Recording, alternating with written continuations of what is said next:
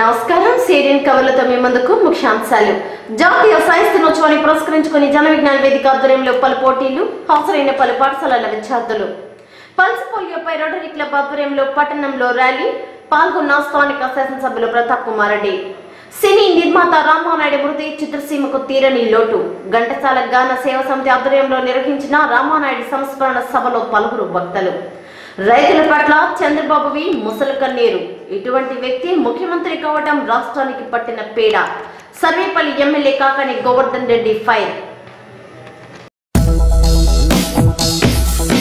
ఈ నెల 28న జరిగే జాతీయ సైన్స్ దినోత్సవాన్ని పురస్కరించుకుని ఆదివారం స్థానిక విశ్వోదయ బాలికోన్నత పాఠశాలలో జన విజ్ఞాన వేదిక కావుల శాఖ ఆధ్వర్యంలో పాఠశాల విద్యార్థులకు పాటల పోటీలు నిర్వహించారు.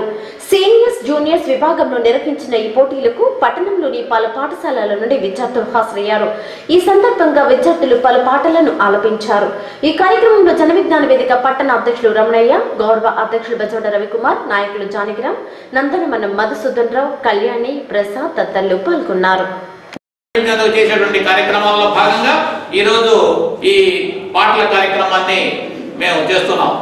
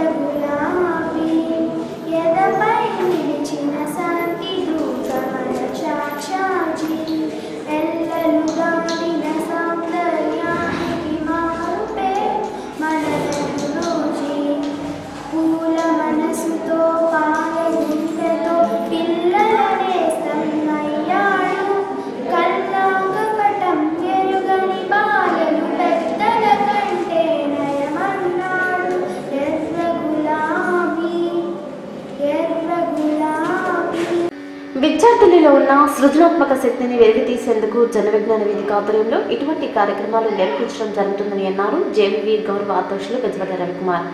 ఈ మేరకు స్థానిక విశ్వోదయ బాలికోన్నత పాఠశాలలో జేవీవి ఆధ్వర్యంలో జరిగిన కార్యక్రమంలో భాగంగా ఆయన మాట్లాడారు. సైన్స్ ని ప్రచారం చేయడం, సైన్స్ ని ఎంతో మంది మహనీయులు కనుక్కున్న శాస్త్రీయ నిజాలని మన జీవితాలకి ఏ రకంగా అన్వయించుకోవాలి అన్న ఒక ముఖ్య సూత్రాన్ని జన విజ్ఞాన వేదిక సమాజంలోని అన్ని రంగాల్లోకి తీసుకుపోవడానికి విస్తృతమైన ప్రచారం కొన్ని దశాబ్దాలుగా చేస్తుంది. మీకు అందరికీ తెలుసు, ఇప్పుడు మనకి ఈ మధ్యనే చూస్తున్నాం, ఇప్పుడు స్వైన్ ఫ్లూ అనే ఒక వ్యాధి వచ్చింది. దాని గురించి ప్రతిరోజు పేపర్లో విపరీతమైన భయం సమాజంలో, ఒక ఫియర్ సైకోసిస్ వచ్చేసింది. ప్రతి ఒక్కరు జలుబు వస్తే తలనిల్లిపోతూ ఉన్నారు, జ్వరం వస్తే అసలు తట్టుకోలేకుండా డాక్టర్ల దగ్గరికి పరిగెత్తడం, ఇక్కడ కాదంటే ఇక్కడి నుంచి మెడ్రాస్. ఈ రకంగా ప్రతి ఒక్క చిన్నదానికి కూడా సమాజం అల్లకల్లోలం అయిపోతుంది. దీనికి ముఖ్యమైన కారణం ఏమిటి? శాస్త్రీయ అవగాహన లేకపోవడం. కాబట్టి జన విజ్ఞాన వేదిక చెప్తుంది, శాస్త్రీయ విజ్ఞానాన్ని పెంపొందించుకోండి, ప్రతిదాన్ని ప్రశ్నించడం నేర్చుకోండి చిన్న వయసు నుంచి. ఎందుకు, ఏమిటి, నల్ల పిల్లి వస్తే ముందుకు పోకూడదు అని చెప్పి అంటారు. అన్నప్పుడు నువ్వు ఎందుకు అని అడుగు. చిన్న వయసు నుంచి మీరు నేర్చుకోవాల్సింది ఏమిటంటే ఎందుకు, వై, ఎందుకు, ఈ క్వశ్చన్ అడగండి. వీటి గురించి మీకు మేము మిమ్మల్ని ముఖ్యంగా ఎందుకు ఏం చేస్తున్నామంటే, ఈ ఈ వయసు నుంచే ప్రశ్నించడం నేర్చుకుంటే నువ్వు సత్యశోధనకు వెళ్తావు, నిజాన్ని నమ్ముతావు. నమ్మకం వేరే, మూఢనమ్మకం వేరే. నమ్మకం అనేది ఏమిటంటే ప్రూఫ్ ఉంటుంది నమ్మకానికి. అంటే నమ్మకానికి ఒక నిబద్ధత ఉంటుంది, ఒక ప్రూఫ్ ఉంటుంది. ఒక ప్రూఫ్ తోటి ఆ నమ్మకాన్ని నువ్వు నిజం చేయగలవు. మూఢనమ్మకానికి ప్రూఫ్ ఉండదు. ప్రూఫ్ లేదంటే నిరూపణ చేయలేని మూఢనమ్మకం.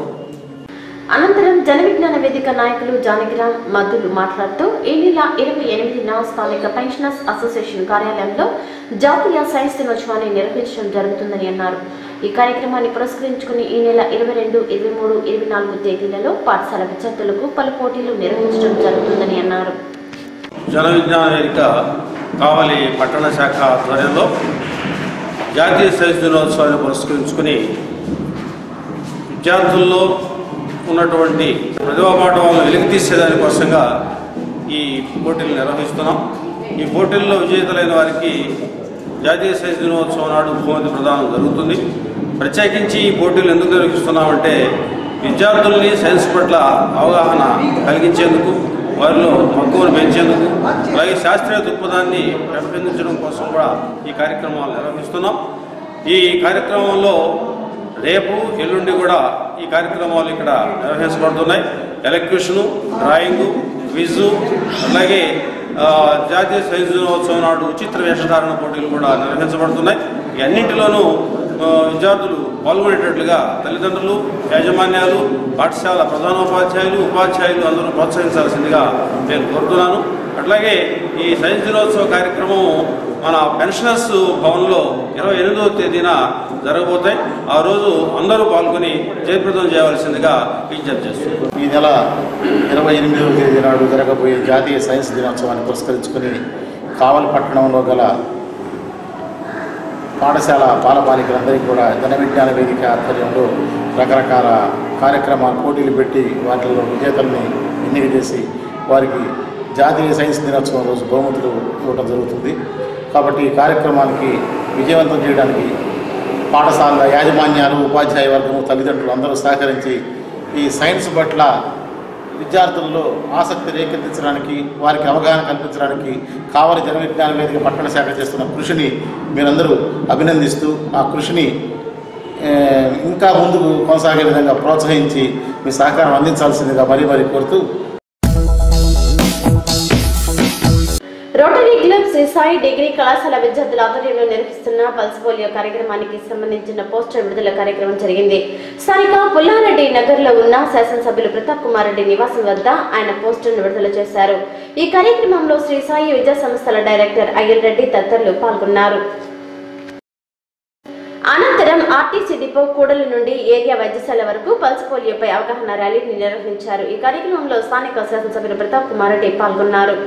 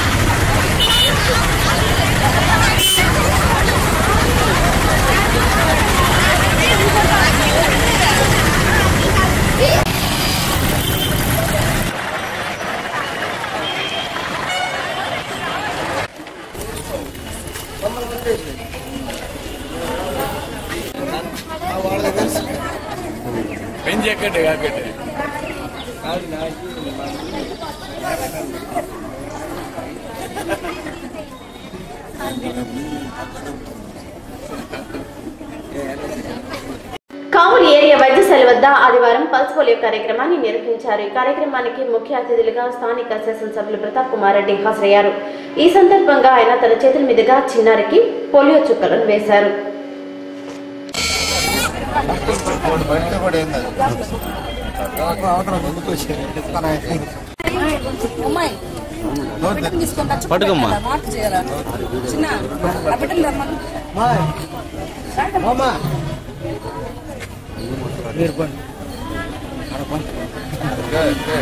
నేను బాగా సపరేట్ చూస్తాం.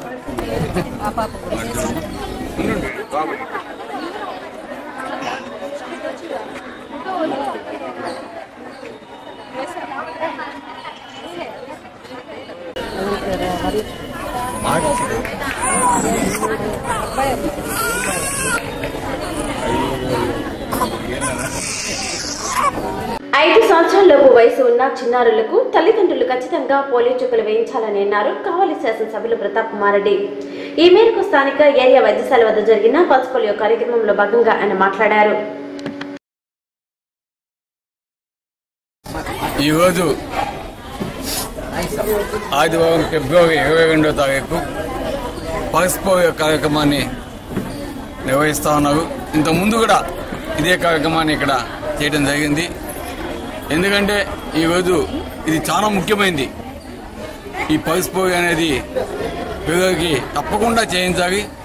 లేదంటే పిల్లలకి పోలియో వచ్చి అనవసరంగా వికలాంగులు వేయడానికి అవకాశం ఉంటుంది. కాబట్టి ప్రతి ఒక్కరు కూడా పుట్టిన ప్రతి ఒక్క బిడ్డకి వితిన్ 5 years లోపల ఈ డ్రాప్స్ వేపిస్తే వారికి అటువంటి ప్రాబ్లమ్స్ రాకుండా ఉంటాయి.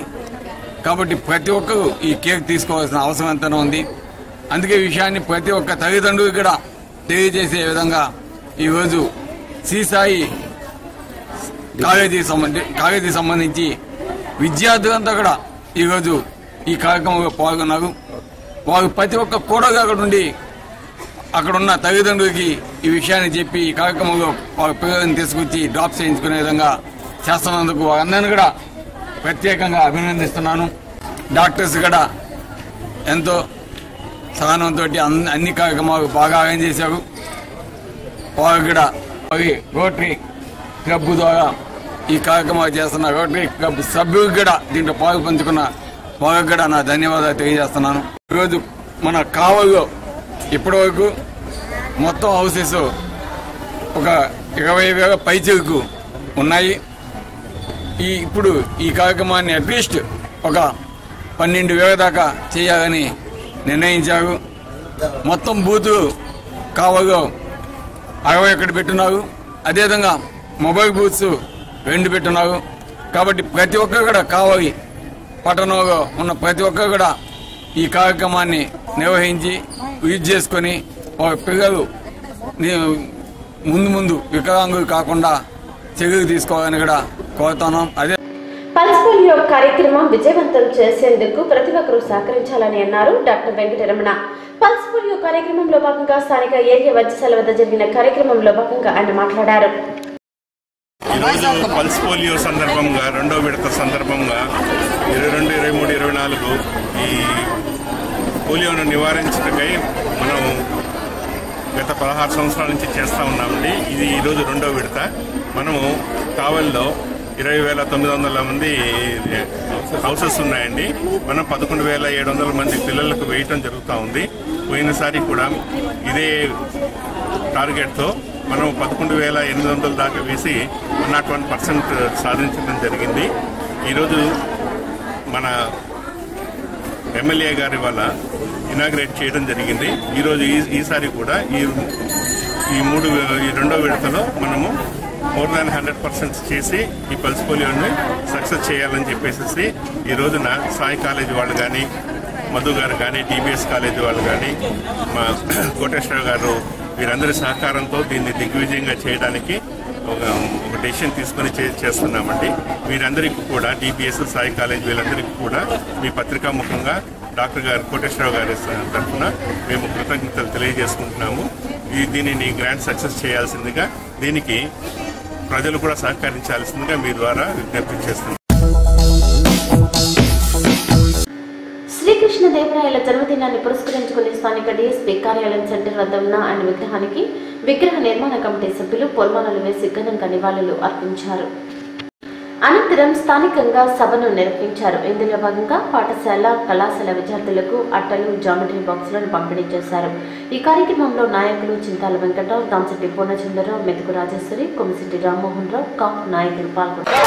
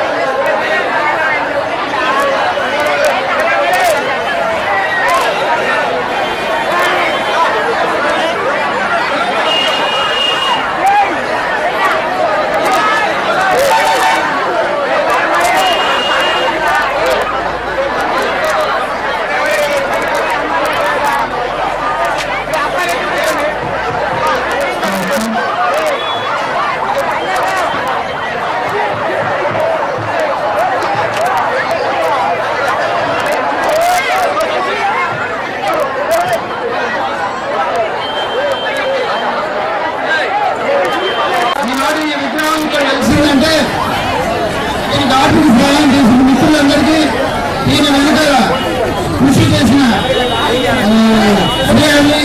బాబీ ఆదినారాయణ ఇలాంటి చింతలు ఎందుకు ఇలాంటి పెద్దల కృషి ఫలితం ఇంత మనోహరమైన విజయాన్ని నిలబెట్టడం వచ్చింది. ఆయన ఆదర్శంగా తీసుకొని మీరు చక్కగా చదువుకొని చాలా గొప్ప ట్యూషన్ పోవడం మరొకసారి.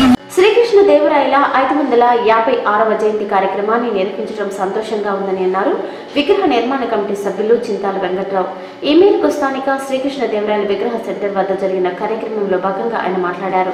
556వ జన్మదినోత్సవ కార్యక్రమం కావలి శ్రీకృష్ణ దేవరాయల విగ్రహ కమిటీ మరియు కాపునాడు ఆధ్వర్యంలో ఈ కార్యక్రమం జరుగుతుంది. ఈ కార్యక్రమానికి ముఖ్యమైనటువంటి ప్రతి ఒక్క కళాపు సోదరులందరూ కూడా హృదయపూర్వక అభినందనలు తెలియజేస్తున్నాము. అదేవిధంగా వేదిక మీద ఉన్నటువంటి కాపు నాయకులందరూ కూడా హృదయపూర్వక అభినందనలు తెలియజేస్తున్నాం. శ్రీకృష్ణ దేవరాయల జన్మదినోత్సవం సందర్భంగా ఈనాడు 10వ తరగతి పరీక్షలు రాయబోయే విద్యార్థులకు పరీక్షలను ఉపయోగానికి గాను జ్ఞానాన్ని మార్చిలో అదేవిధంగా రైటింగ్ పాల్లో అందజేయాలని నిర్ణయించడం జరిగింది. ప్రతి ఏటా తన తల్లిదండ్రుల జ్ఞాపకార్థం ఇటువంటి సేవా కార్యక్రమాలకు తన వంతుగా సాయం అందించడం జరుగుతుందని అన్నారు శ్రీకృష్ణ దేవరాయల విగ్రహ కమిటీ సభ్యులు దామసిటి పూర్ణచంద్రరావు. ఈ మేరకు శ్రీకృష్ణ దేవరాయల జయంతి సందర్భంగా ఏర్పాటు చేసిన కార్యక్రమంలో భాగంగా ఆయన మాట్లాడారు. ప్రతి ఏటా మా తల్లిదండ్రులు ప్రతి ఏటా 5,000 రూపాయలు నేను ప్రతి సంవత్సరం ఇస్తానని సభలో తెలియజేస్తున్నాను. సంతోషం. ఇంతమంది పిల్లలు వచ్చి ఈ కార్యక్రమాన్ని హాజరై మనం జాయింట్ మా శ్రీకృష్ణ దేవరాయల పుట్టినరోజు సంతోషాన్ని మీరందరూ మనసు. తెలుగు భాష అభ్యున్నతికి శ్రీకృష్ణ దేవరాయలు చేసిన కృషి ఎనలేదని అన్నారు తెలుగు భాషోత్సవ సమితి కావలి శాఖ అధ్యక్షులు కొమ్మిశెట్టి రామ్మోహన్ రావు. శ్రీకృష్ణ దేవరాయల జయంతిని పురస్కరించుకుని స్థానిక డిఎస్పీ కార్యాలయ సెంటర్ వద్ద జరిగిన కార్యక్రమంలో భాగంగా ఆయన మాట్లాడారు. తెలుగు భాష చేసినటువంటి ఆ సేవలు మనం గుర్తుపెట్టుకోవాలి. ఎందుకంటే మనమంతా తెలుగు ప్రాంతం, తెలుగు గాంధీవాడం. తెలుగు భాష ఉన్నతికి, తెలుగు భాషా సంస్కృతుల అభివృద్ధికి ఆయన ఎనలేని త్యాగాలు చేసి కృషి చేశాడు. ఎందుకంటే ఆయన ఆస్థానంలో అక్షతి గజాలు అనేటువంటి 8 మంది పండితులు ఉండేవాడు. 8 మంది పండితులతోటి పూర్ణ విద్య అనేటువంటి ఒక ప్రక్రియను ఆయన 550 సంవత్సరాల క్రితమే మన తెలుగు జాతికి అంకితం చేశారు. ఇప్పుడు కూడా ఏంటంటే మంచి మంచి సభల్లో కార్యక్రమాన్ని 8 మంది పండితులతోటి ఒక చక్రవర్తి కృష్ణదేవరాయల స్థానంలో ఒక 9 మందిని కూర్చోబెట్టి కార్యక్రమాన్ని జరుపుతున్నాం. అంతేకాదు ఆయన తెలుగు భాషలో 14 భాషల్లో ఆయన మన నిష్ణాతులు, పండితులు, కవి, అన్వేషకులు. 14 భాషలు బాగా చదువుకొని ఆయన దేశ భాషలందు తెలుగు లెస్స అని ప్రకటించారు. మళ్ళా గుర్తి చెప్పాడు. అంటే మన దేశంలో ఉండేటువంటి భాషలే కాకుండా అటు ఆశ్రిక భాషము, ఉర్దూ భాష ఇవన్నీ చదివిన తర్వాత ఇవన్నిటికంటే కూడా తెలుగు భాష చాలా మధురమైనటువంటి భాష అని చెప్పేసి ఆ తెలుగు భాషని ప్రోత్సహించడానికి ఆయన ఎంతో కృషి చేశాడు. ఆయన స్వయంగా ఆముక్తమాల్యం అనే గ్రంథాన్ని రాశాడు. ఆ ఆముక్తమాల్యం గ్రంథము తన రాజకీయ పరంగా యుద్ధ తంత్రాల గురించి చెప్పడమే కాకుండా గ్రంథం ఆచార్య భావాలు ఉన్నాయి.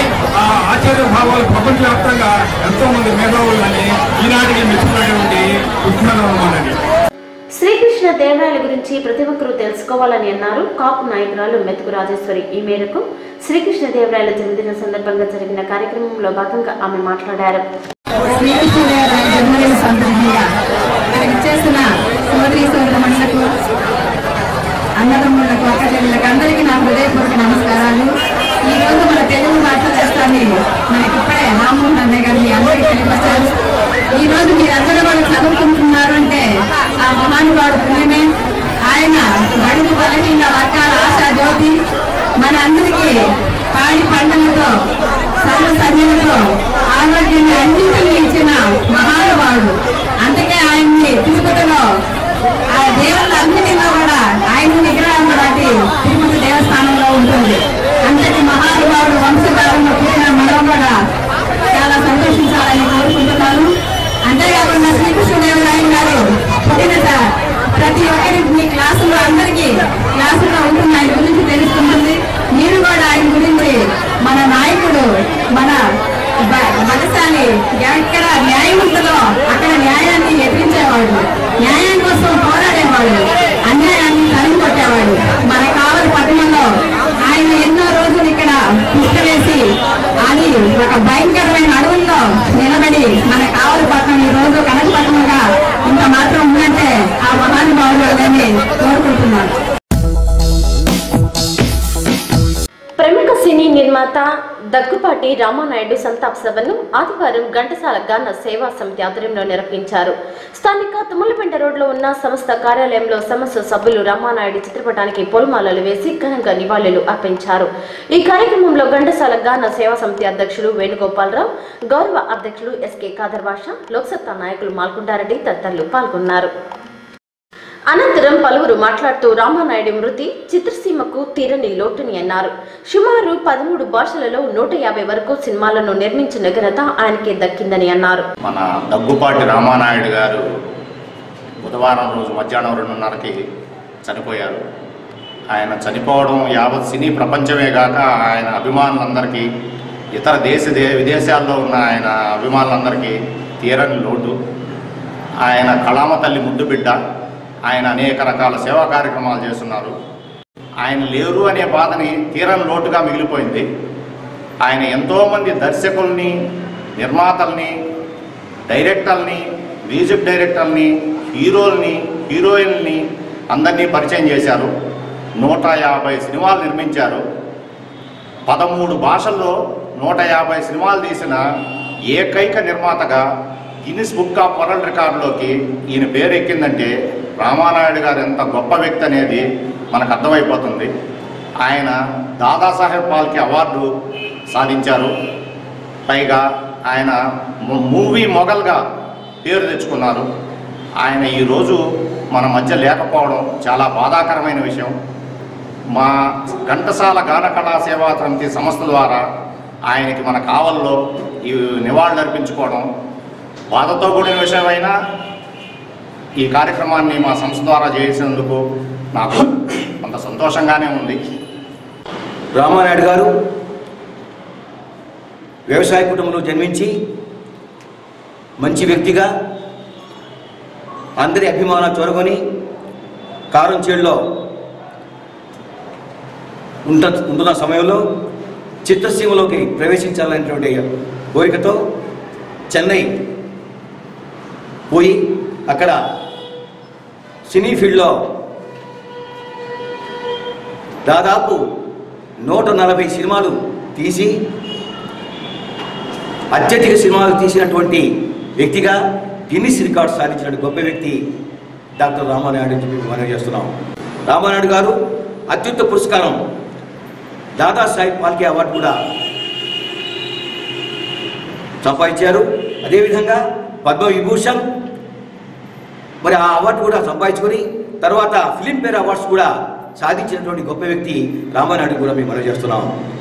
ఈరోజు రామానాయుడు లేని లోటు తెలుగు చిత్ర పరిశ్రమ చాలా నష్టాల్లో, కష్టాల్లో, బాధల్లో, బరువుల్లో మునిగి తేలుతున్న సందర్భం ఇది. రామానాయుడు మంచి వ్యక్తి, గొప్ప వ్యక్తి, మంచి దర్శకుడు, మంచి నిర్మాత మనకి దొరకదని కూడా మనం చెప్పొచ్చు. అదేవిధంగా కొత్త నటీనటుల్ని, కొత్త దర్శకుల్ని, కొత్త సంగీత దర్శకుల్ని మరి ఈ చిత్రరంగానికి పరిచయం చేసి ఈ చిత్రరంగంలో ఎన్నో పేరు ప్రఖ్యాతులు సంపాదించినటువంటి గొప్ప వ్యక్తి రామానాయుడు కూడా మీకు మనం చేస్తున్నాం. ఎన్టీఆర్, ఏఎన్ఆర్ వారితో ఎన్నో చిత్రాలు నిర్మించి వారి అభివృద్ధిని కూడా తోడ్పాటు ఇచ్చిన గొప్ప వ్యక్తి రామానాయుడు కూడా మనం చేస్తున్నాం. స్వర్గీయ రామానాయుడు గారికి ఘంటసాల గాన కళా సేవా సమితి తరఫున ఈరోజు శ్రద్ధాంజలి ఘటిస్తూ, భాష్పాంజలి ప్రకటిస్తూ వారి కుటుంబ సభ్యులకు మరి వారి కుమారుడు, పెద్ద కుమారుడు నిర్మాతగా సురేష్ గారు ఉన్నారు. అదేవిధంగా వెంకటేష్ గారు ఒక గొప్ప నటుడుగా ఈరోజు మరి చిత్రసీమలో విరాజిల్లుతున్నారు. వారి కుటుంబ సభ్యులు అందరికీ కూడా ధైర్య సాహసాలు, మరి వాళ్ళందరికీ కూడా మంచి అవకాశాలు కల్పించాల్సింది కోరుకుంటూ, డి రామానాయుడు గారు ఆ రోజుల్లోనే గ్రామీణ నేపథ్యం నుంచి, అంటే రాముడు భీముడు కానీ, షోగాడు కానీ ఇలాంటి మంచి కుటుంబ సందేశాత్మకమైన కళాత్మకమైన సినిమాలు నిర్మించడంలో మన ఆంధ్ర రాష్ట్రంలో ఎన్ని సినిమాలు తీసినప్పుడు కూడా సందేశం ఉండాలి, కళాత్మకంగా ఉండాలి, కొత్త వాళ్ళకి అవకాశాలు ఇవ్వాలి అని చిత్ర పరిశ్రమకి ఎనలేని సేవలు చేసి చనిపోవడం మనందరికీ బాధాకరం. కావలి పట్టణానికి కూడా మరి రామానాయుడు గారు జవహర్భర్తి కళాశాలలో రామానాయుడు బ్లాక్ అనే దాన్ని నిర్మించడం కూడా జరిగింది. చాలా స్వగ్రామంలో జన్మనిచ్చిన గ్రామంలో రుణం తీర్చుకోవాలని వారు కారంచేడి గ్రామంలో కంటి వైద్యశాల నిర్మించి ఎంతోమందికి కళ్ళు ఆపరేషన్ చేసి కంటి చూపులు ప్రసాదించిన వారు. అలాగే పార్లమెంట్ సభ్యుడిగా, బాపట్ల పార్లమెంట్ సభ్యుడిగా పరిసర ప్రాంతాల్లో అందరూ కూడా తన ట్రస్ట్ ద్వారా సేవా కార్యక్రమాలు చేస్తూ ప్రభుత్వం నుంచి రావాల్సిన సహాయ సహకారాలు అందిస్తూ పార్లమెంట్లో బెస్ట్ పార్లమెంటరీ అవార్డు కూడా పొందినారు. కాబట్టి అటు ప్రజా జీవితంలో కానీ చలచిత్ర రంగంలో కానీ ఎనలేని సేవలు అందించిన వారికి మనందరం కూడా సంతాపం తెలియజేసి వారి కుటుంబానికి ప్రగాఢ సంతాపం అనేది వ్యక్తం చేస్తూ నూతన కళాకారులు కానీ మరి చలచిత్ర రంగానికి మంచి విలువలతో అది సందేశాత్మకంగా సమాజాన్ని మేల్కొల్పే విధంగా ఈ రంగాన్ని కృషి చేయాలని కోరుకుంటున్నాం. పేద రైతు కుటుంబంలో జన్మించినప్పటికీ ఏదో ఒక జీవితంలో సాధించాలని తృష్ణ కలిగి ఉండి ఆయన ఒక సందర్భంలో బాలసుబ్రహ్మణ్యం గారు చెప్పడం కూడా జరిగింది. ఆయన మెద్రాసు పోయినప్పటికీ ఒక నిర్మాతగా ఉన్నప్పటికీ కూడా ఒక రైతు గెటప్లోనే మామూలుగా ఒక పంచికట్టులోనే తిరిగేవారు చెన్నై రోజులలో అని కూడా చెప్పడం జరిగింది. అంటే ఆయన గ్రామీణ వాతావరణం మీద ఆయన ఉన్నటువంటి మక్కువని తెలియజేస్తుంది. ఎంత ఎదిగినా కూడా ఒదిగుండాలనేటువంటి మనస్తత్వం కలిగిన ఆయన ఎంతో మంచివాళ్ళని ఇండస్ట్రీలో చిత్ర పరిశ్రమలో కానీ ప్రజల్లో కానీ మంచి పేరు తెచ్చుకున్నారు. అట్లానే తన కుటుంబ జీవితంలో కూడా పిల్లలను కూడా మంచి స్థాయికి తీసుకెళ్లారు. కాబట్టి ఈ సందర్భంగా అటువంటి వ్యక్తికి మనం గౌరవప్రదంగా మనం గౌరవం ప్రకటించడం అనేది మనందరి బాధ్యతగా భావించి ఈ కార్యక్రమం చేపట్టిన సందర్భంగా ఈ సేవా సంస్థ వారికి మన కావలి పట్టణ ప్రజలందరి తరఫున కూడా మరొకసారి ధన్యవాదాలు తెలియజేస్తున్నాం. రైతుల పట్ల మొసలు కన్నీరు కార్చడం తప్ప వారి సమస్యల పరిష్కారం గురించి ఆలోచించని చంద్రబాబు రాష్ట్రానికి ముఖ్యమంత్రి కావడం రాష్ట్రానికి పట్టిన పీడ అని విమర్శించారు సర్వేపల్లి శాసనసభ్యులు కాకాని గోవర్ధన్ రెడ్డి. ఈ మేరకు కావలి శాసనసభ్యులు ప్రతాప్ కుమార్ రెడ్డిని పరామర్శించిన అనంతరం ఆయన మీడియాతో మాట్లాడారు. చరిత్రలో ఒక్క పనికి ఒక్క రూపాయి కూడా ఇవ్వనటువంటి సంఘటన ఏదన్నా జరిగింది అంటే అది ముఖ్యమంత్రిగా చంద్రబాబు నాయుడు గారు తెలుగుదేశం పార్టీ అధికారంలోకి వచ్చిన తర్వాత ఈరోజు జరిగినటువంటి సంఘటన. ఒక్క రూపాయి డబ్బులు ఇవ్వకుండా కాలువలు శుభ్రపరచకుండా ఈరోజు ఒక నెల నీళ్లు చేసి నీళ్లు వదిలినటువంటి ఫలితం టైలాండ్కి నీళ్లు పోక మధ్యలో నీళ్లు కాలువలో ఉబ్బికి ముందుకు ప్రవహించక అనేక రకాలైనటువంటి ఇబ్బందులు పడ్డాయి. ఇదే దీర్ఘకాలికంగా ఉన్నటువంటి సమస్య, ఈ రోజుకి రోజు ఉత్పన్నమైనటువంటి సమస్య కూడా కాదు. ఎందుకంటే కిలోమీటర్ల దూరం ప్రవహించి నీరు అందించాల్సినటువంటి పరిస్థితి కావులు కాలువ కానీ కన్పూర్ కాలువ కానీ. కాబట్టి వాటిని ముందస్తు చర్యలు జాగ్రత్త చర్యలు తీసుకుంటే తప్పనిసరిగా ఈసారి అధికార యంత్రాంగం కానీ ప్రభుత్వం కానీ సిగ్గుపడాల్సినటువంటి విషయం. 40 టీఎంసీలు సోమశిలలో జలాశయంలో నీళ్లుండి కూడా ఈరోజు పంటలు ఎండిపోతున్నాయంటే అంతకన్నా దౌర్భాగ్యం దురదృష్టకరం మరొకటి ఉండదు. కాబట్టి ఈరోజు రైతుల పట్ల మొసలి కన్నీరు కార్చడం తప్ప రైతుల గురించి ఆలోచించాలనేటువంటి వ్యక్తిత్వం కానీ మనస్తత్వం కానీ లేనటువంటి వ్యక్తి రాష్ట్రానికి ముఖ్యమంత్రిగా కావడం రైతులకు పట్టినటువంటి పీడ, రైతులకు పెట్టేటువంటి శని. మేము కోరే తప్పనిసరిగా రేపు అసెంబ్లీలో మాట్లాడతాం, ప్రభుత్వం మీద ఒత్తిడి చేస్తాం. ఎవరైతే రైతులు నష్టపోయారో వాళ్ళందరికీ మీరు ఏ విధంగా నష్టపరిహారం చెల్లించి ఆదుకుంటారో చేయాల్సినటువంటి బాధ్యత ఈరోజు ప్రభుత్వం మీద ముఖ్యమంత్రి గారి మీద ఉంది. కాబట్టి తప్పనిసరిగా నష్టపరిహారం ఇప్పించి రైతాంగాన్ని ఆదుకోవాలని చెప్పి డిమాండ్ చేస్తున్నాం. సిటిఎన్ కబుర్లు నేటికి సమాప్తం.